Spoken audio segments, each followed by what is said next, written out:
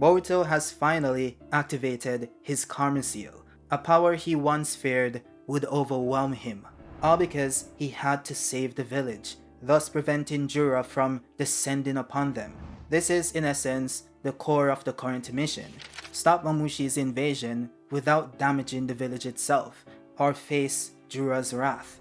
It isn't an easy task, which is why everyone's cooperation is needed, and that's where Inojin's new jutsu comes into play.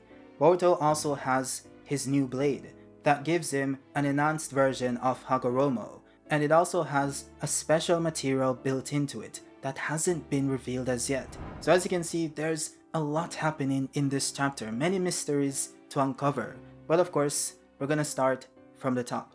So the person on the cover is Sumire, and the title is New Power, which not just refers to Boruto's new blade as shown in the cover itself, but also Inojin's new ability. Speaking of which, the side text says, Inojin is training hard to acquire a new jutsu in preparation for the crucial battle against the insect. What is the ability of this new technique? We then skip to Inojin performing this very jutsu, and it appears to be just a mass of pulsating chakra, and he's using a very similar hand sign to that of the mind transmission jutsu. Koji then says, well done, it is more or less taking shape. Boruto then says, that is impressive, to think you really managed to master it in just one day, which by the way is very important for what happens later on in the chapter, but we'll get to that part soon. Now Inojin then turns to him and says, hey Boruto, let me make this clear. I am solely here for the village and Himawari. It's not that I've forgiven your act of treason, nor does it mean I've accepted you as a comrade. Boruto then says, same here. It's not like I've accepted you either. Remember this well. If you ever make Himawari cry even once, I'll shave that stupid head of yours completely bald. And this, by the way, is kind of funny because you can look at it two ways. You can say this is Boruto being playful and, softly accepting Inojin into the family. But also, he did say it's not like I've accepted you either, which can be taken in two ways, looking at it from the mission, comrade perspective, which doesn't really make sense because why wouldn't he accept Inojin as a comrade? So it does seem to be more of a play on him not accepting Inojin as Himawari's love interest, which shouldn't be taken seriously because he's obviously saying this in jest. But yeah, Boruto then teleports away using FTG, and Inojin then says, why did he say something like that to me? I mean, who is he to say that? He's the one who wrecked the entire Uzumaki household in the first place. And this of course makes sense for him to say because he's still affected by omnipotence, which based on the comments on the spoiler video, some people seem to have forgotten. Now we then switch over to the interrogation scene with Konohamaru and Lord Kobu, where it appears that Mitsuki is the next victim of Kobu's exceptional interrogation skills. He then tells Konohamaru that he can leave and he should return to his duties. Mr. Sai then pages the sensory unit and says to them that he wants to know the recent communication log involving Sarutobi Konohamaru and a third party, specifically the exchanges from the past few minutes. They then relate to him that the last transmission was the regular check-in last night. There is no usage record for the past few minutes. He then says, I see, and Konohamaru looks at him and then leaves the room. Now we all saw this coming, but he might not make the connection to his wife or Inojin because there is an entire clan of these people that can use this ability, so Konohamaru could be working with literally anyone. But it does make sense if he also suspects Shikamaru that it might be his wife. So while it could be anyone, a smart ninja would make that connection. And this could, or at least it should, influence how he goes about this investigation, because I doubt he wants his wife or child to be charged with treason. So telling this to Kobu wouldn't be the best of choices. So we'll see what happens, but this section of the story is somewhat intriguing, I will say. With that said, Mitsuki then sits down and Kobu says, well then, Mitsuki, child of the infamous Orochimaru. When Boruto escaped, you were the one closest to him. Taking the circumstances at that time into account, I have a few questions for you. Now then skip to Boruto unsheathing his sword. Sumire then says the blade has been reshaped from its original material to a form that maximizes its strength and sharpness. Boruto then says the guard is the only thing that's the same as before. Everything else has been almost completely redesigned. Sumire then says that's not all. Hagoromo. Once you grip the hilt and activate it, the blade itself is configured to automatically maintain the jutsu on its own. Boruto then does this, of course, to test it out and notices that it's slightly absorbing his chakra. She then tells him that he doesn't need to worry. Because of this, he doesn't have to devote any concentration to maintaining the jutsu. Since the effect of Hagoromo continues on its own, it will stay active as long as you have chakra. Boruto then says, so that's how it is. That is really good. She then stops him and says, but be careful. If someone whose chakra isn't registered touches the sword, it will drain their chakra heavily. It's a safety measure, just in case the enemy ever manages to take it.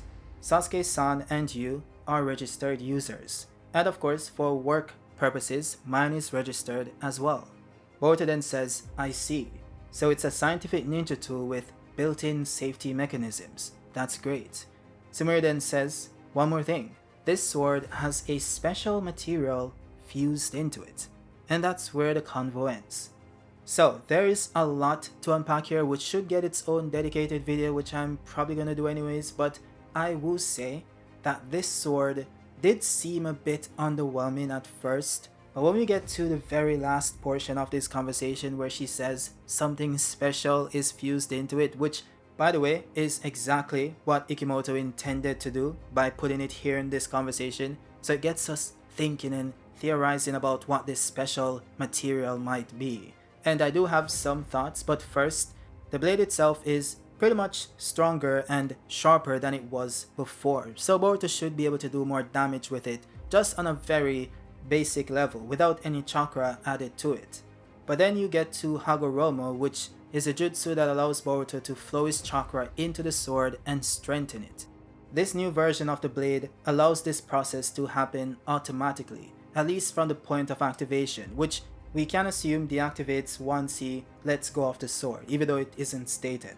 So the sword itself addresses two problems Boruto had. One is that he needed to concentrate, which is why it broke in the first place, and also that Juro was able to wield it himself without any problems, which has now been solved by the sword itself draining anyone not registered of their chakra. Though Sumire did make one mistake, which I think is quite massive, and that is the fact that she added Sasuke's chakra to the sword as well. We have to remember that Hidari now possesses Sasuke's chakra signature, which means he can wield the blade, and it would be so poetic if he takes that blade and kills Sarda. That would be crazy.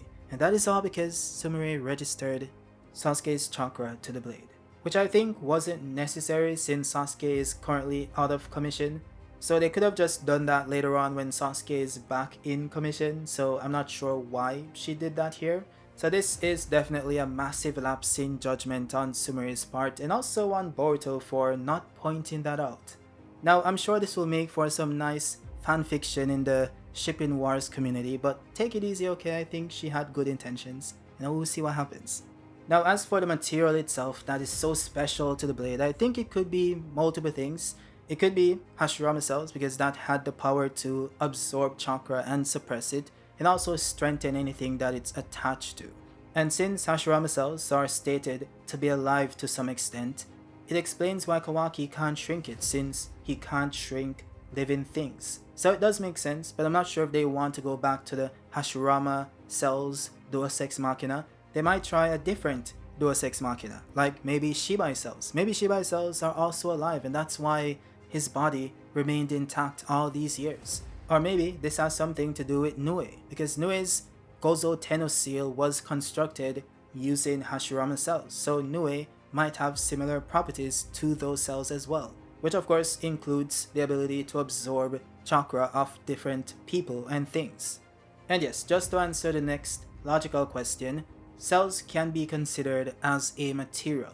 They're known as genetic material, so this can make sense if they wanted to.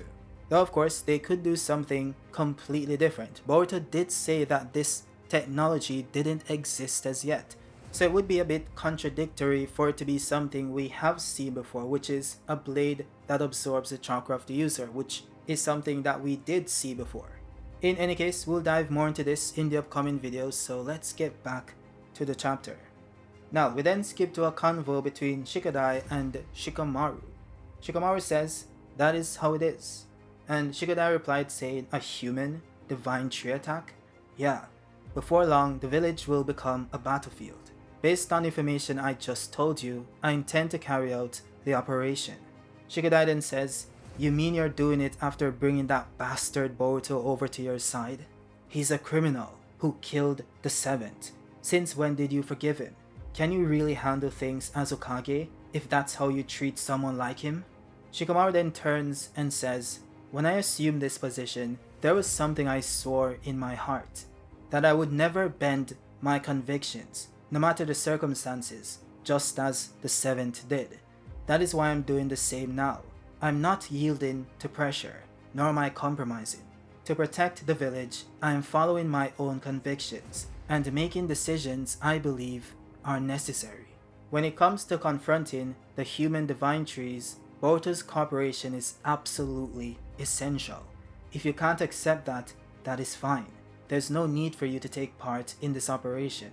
That isn't an order. But if that's the case, don't tell anyone what we have discussed just now. After all, you will decide for yourself." Shikadai then ponders for a moment and says, "No. On the contrary, give me an order. Himawari, she's joining too, right? That operation. She's the same as Sarda. She wants to help Boruto. She's such an idiot. She even became a ninja for that. Chocho can't leave someone like Himawari alone, and neither can I or Inojin. We are the same in that. Putting aside my personal feelings towards Boruto, as a shinobi, I'll stake my life on the orders of the Hokage." We then skip to a convo between Inojin and Kashin Koji.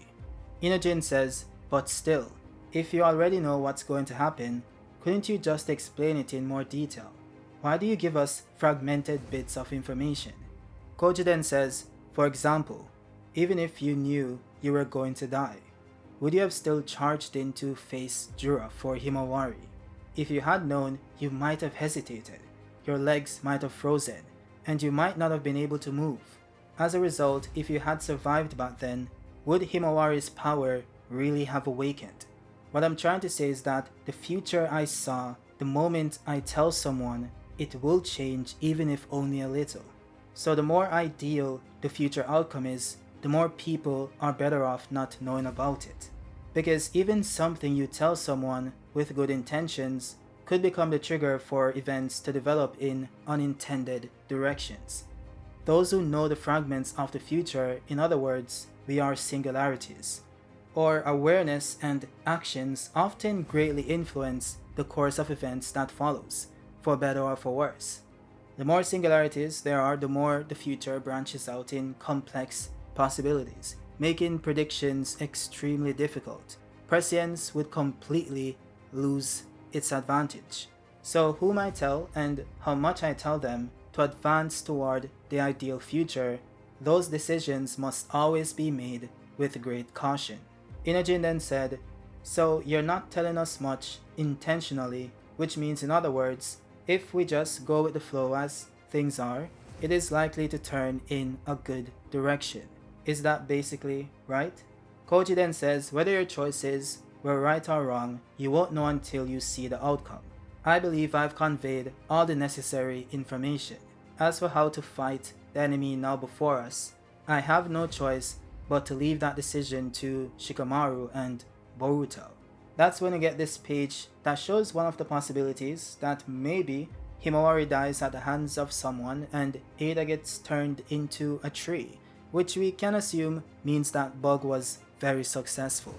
It also implies that Damon was defeated somehow, and I'm not going to get into the specifics of how that might be possible, that's for another video, but Damon is very beatable, we just need to see how, and hopefully that happens soon. But yeah, Koji then goes on to say, "Let's change it.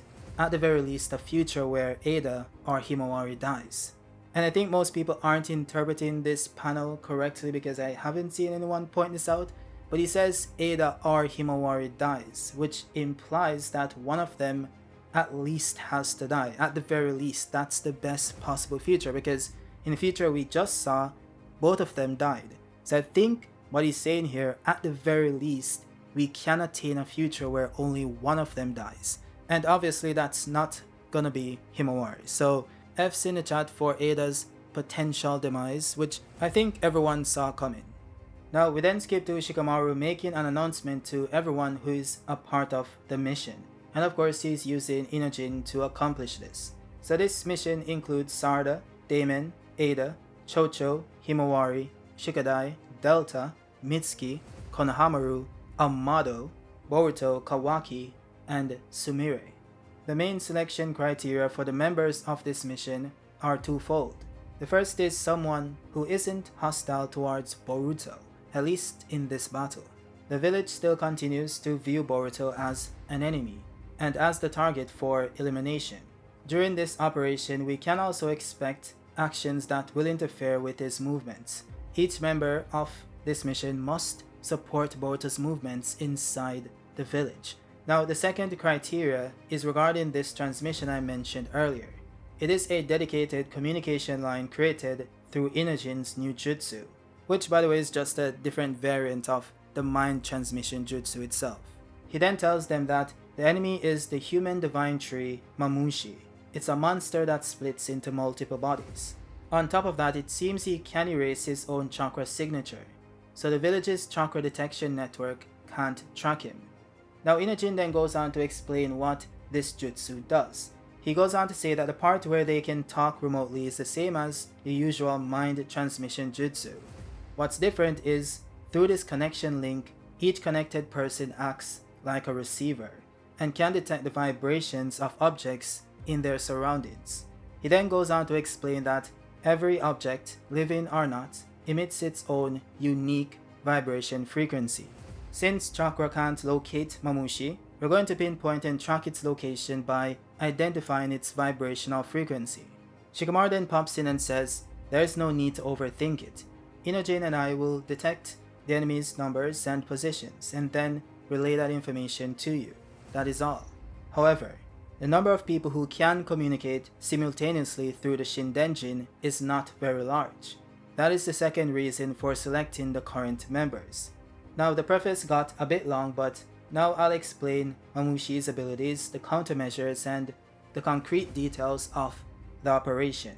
Now to somewhat simplify Inojin's Shindenjin, it allows everyone connected to it to become conscious of everyone's vibrational frequency. And the more people connected to it, the more that field widens. So let's say a certain unusual frequency enters that detection field that allows you to track its location. Now this ability could work in two ways. Maybe they have to activate the jutsu before the person enters the field, because otherwise that person wouldn't stand out. Or maybe Koji, using the future knowledge, told them what his frequency was because they found it out in the future, and they're just able to track him based on that frequency. Though there is a third option, which is that the Shinju have a different frequency from humans. So when he says every object, living or not, emits its own unique vibrational frequency, doesn't mean on an individual level, but more so on a species level. I don't know, it could be either one, but I guess we'll see. But yeah, we then skip to Mamushi entering the village, and he says to one of the randoms, "Hey brother, that woman Ada, where is she?" Inojin then detects this and tells it to Shikamaru, who goes on to tell him to calm down and focus on the jutsu. By the way, Shikamaru is also watching everything using the camera toad, so he can also see the ball of chakra that Inojin is looking at. He then tells the squad that there are 8 of them spaced about 30 meters apart, and Boruto says understood, and then teleports to that location. He then begins to fly towards Mamushi's location, and Shikamaru says, "Damn it, it's several days earlier than I heard." Koji then says, "That's how it is. Fate has already begun to change." And then you have Kawaki saying, "Just you wait, you bastards." Which, by the way, I didn't address this before, but I did go into it in the spoiler. Kawaki was on a table laying down, it seems like Amado was, tinkering with his body. So maybe his powers were boosted to beyond what they were before. I guess we'll see. Anyways, Damon tells Ada that he's going to protect her, and Sarada tries to rush into battle to help Boruto, but Shikamaru tells her to wait. Given the nature of its ability, there is a possibility that it splits off into multiple Mamushis and scatter over a wide area. He then tells Team 10 to head to the eastern part of District 10 and tells Team 7 to hold position for now in the northern part of District B.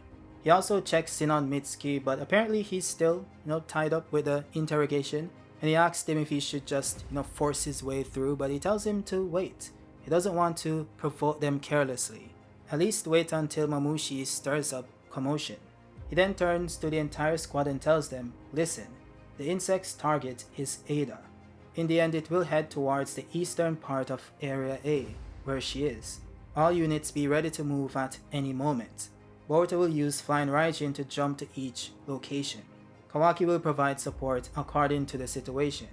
Now we then skip over to Bug, casually walking through the village and questioning the villagers about Ada's location. One of them then says they're the ones who'd like to know that, which of course is because everyone loves Ada. Mamushi then tells his clones to kill them if he wants to, but don't go about destroying the buildings. I don't want Jura chewing me out for that. The clone then walks by them saying that they're useless to him, and apologizes for getting in their way. That's when Boruto descends from the sky and slices through his body. The next Mamushi then creates more clones and they all descend towards him. Boruto then blocks one of their attacks using his sword and easily slices through him. The villagers then begin to run away, saying, why is Boruto in the village? Another one then said, how should I know? Anyway, let's go to the police station. We must inform them immediately. We then get back to the fight and one of Mamushi's clones then attack Boruto from behind. This sends him flying into a nearby building and he goes on to dodge the follow-up strike. Mamushi then gets angry and tries to attack him using his fire-based jutsu, which goes on to damage the surrounding buildings. This of course caused him to panic, because if Jura sees this, he's going to come and he will be angry. And of course we also know that Jura can see through the eyes of his Shinjus, so he might be watching at this very moment. Boruto also knows this, so he had to stop it by absorbing it using his karma seal. And that's when we get this final page where he says, yeah, I just can't get used to it. That itchy, irritating feeling you get when you absorb chakra. The side text then says, the power you have gained is a double-edged sword. Give up everything, devote your life, and burn your very soul to defeat the divine tree. And I know some people will be tempted to say this is Momoshiki, but I doubt Momoshiki hasn't gotten used to the feeling of absorbing chakra, so that is most likely still Boruto. With that said, that's it for the chapter and that's it for this video. I don't know how this video got so long. I'm looking at 30 minutes right now. I have no idea how I got to 30 minutes, but hopefully you guys are still here and you guys enjoyed it. Remember to give me your thoughts down below and also like, subscribe, and I'll see you guys on the next one. Peace.